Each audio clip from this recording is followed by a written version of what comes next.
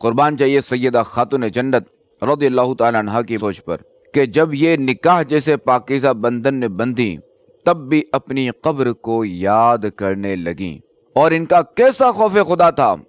کہ دلہن بن کر انہوں نے اس حقیقت سے منہ نہ موڑا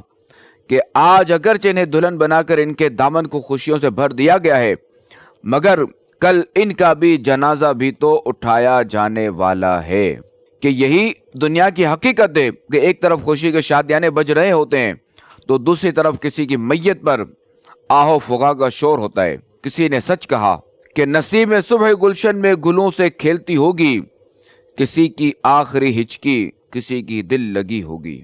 کیونکہ جہاں آپ رضی اللہ تعالیٰ عنہ نے صلی اللہ تعالیٰ علیہ وآلہ وسلم کے اس فرمان عالی شان پر عمل کیا کہ عقل مند اور سمجھدار وہ ہے جو اپنے نفس کا محاسبہ کرے اور موت کے بعد والی زندگی کے لیے عمل کرے، بلکہ ایک روایت میں تو یہاں تک ہے کہ سیدہ خاتون جنت رضی اللہ تعالیٰ عنہ اور امیر المؤمنین حضرت سیدنا علی المرتضیٰ رضی اللہ تعالیٰ عنہ نے شادی کے پہلے 3 دن اور رات اس حالت میں گزارے کہ دن کے وقت روزہ رکھتے اور رات عبادت میں گزارتے، یہاں تک کہ چوتھے روز حضرت سیدنا جبریل امین علیہ السلام نے رسول اللہ صلی اللہ تعالیٰ علیہ وآلہ وسلم کی خدمت میں حاضر ہو کر عرض کی، اللہ کریم آپ علیہ السلام کو سلام بھیجتا ہے اور ارشاد فرماتا ہے کہ علی اور فاطمہ نے 3 دن سے نیند اور بستر کو چھوڑے رکھا ہے، عبادت اور روزوں میں مصروف ہیں۔ ان سے ارشاد فرمائیے کہ اللہ پاک تمہاری وجہ سے مقرب ملائکہ پر فخر فرما رہا ہے، اور یہ کہ تم دونوں بروز قیامت گناہ گاروں کی شفاعت کرو گے۔ عطا کر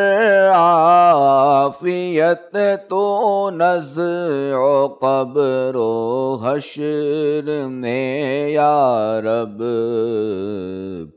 وسیلہ فاطمہ زہرا کا کر لطف و کرم مولا۔